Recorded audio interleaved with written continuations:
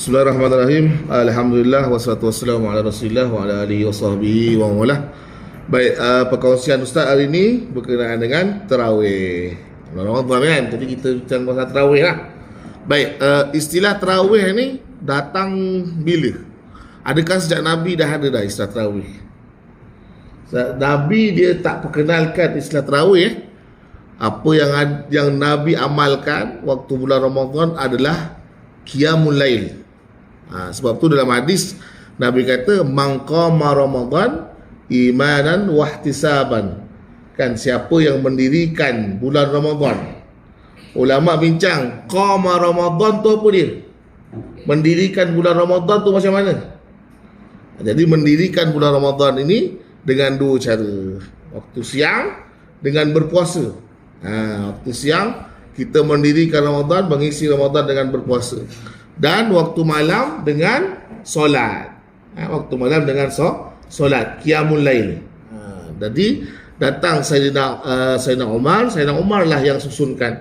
Dulu Nabi solat malam ni sepanjang malam. Daripada lepas isyak sampai subuh. 8 rakaat. Bayangkan 8 rakaat tu berapa lama Nabi berdiri. Kemudian bila lama sangat, Sayyidina Umar susunkan jadi 20 rakaat. Bacanya surah pendek-pendek. Dulu Nabi surahnya panjang-panjang. Satu rakaat mungkin 2 juzuk, 3 juzuk. Jadi zaman Sayyidina Umar disusunkan supaya tak lama sangat. Jadi jangan kita bergaduh nak buat 8 ke buat 20. Kalau nak buat 8, surahnya panjang. Buat pendek, surah pendek buatlah 20. Yang penting kita nak dirikan Ramadan, nak isi Ramadan dengan qiyam. Dengan qiyam. Sebab tu istilahnya tarawih jamak kepada tarwihah.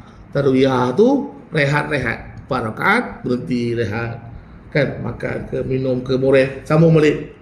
Yang penting buat, jangan tinggal. Ni kita gaduh 8 rakaat ke 20 rakaat, 8 rakaat ke 20 rakaat. Last kita tak buat.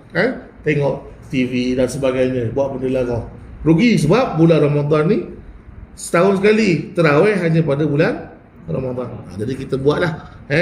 Kita galakkan, bukan kita saja buat, kita galakkan ahli keluarga kita buat. Tak tahu bulan Ramadan tahun depan adakah kita akan bertemu lagi ataupun tidak. Begitu Okey, itu saja perkongsian dari Ustaz. Assalamualaikum warahmatullahi wabarakatuh.